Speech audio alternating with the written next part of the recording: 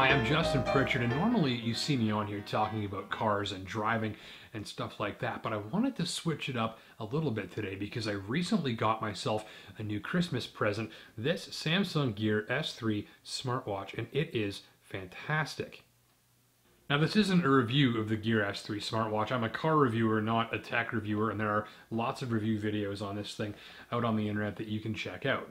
Mind you, I did read a lot of reviews on this S3 before I bought it, and one thing that kept sticking out to me that kind of caused a little bit of concern was the fact that so many reviewers were saying that this watch was too big and too clunky and too heavy.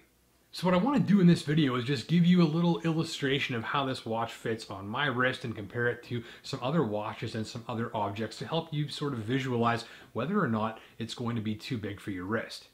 I'll tell you right now, the upfront answer is no, I don't actually think it's that big. I don't think it's big and clumsy. It doesn't feel heavy and awkward, but let's go into a couple more details about why. So here it is in the middle, and in the foreground is my smaller, slimmer Citizen metal watch, which you could call average in size, and in the background is my other Citizen watch, which is a bit thicker and bulkier and about the same size as the Gear S3. Now, check out the serrated metal dial bezel, which looks kind of uncomfortable, but notice how it doesn't extend past the edge of the watch body, so at no point will that ever touch your skin. And here's a good touch too. The buttons are very low profile, so they won't dig into the top of your hand, unlike some other watches that have a big dial sticking out there, like maybe this one.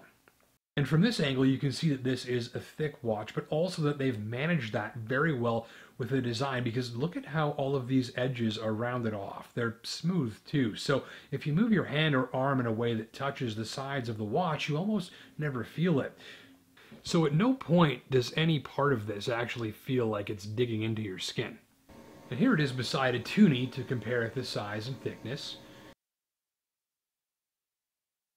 And beside a Timbit to make this a really Canadian video.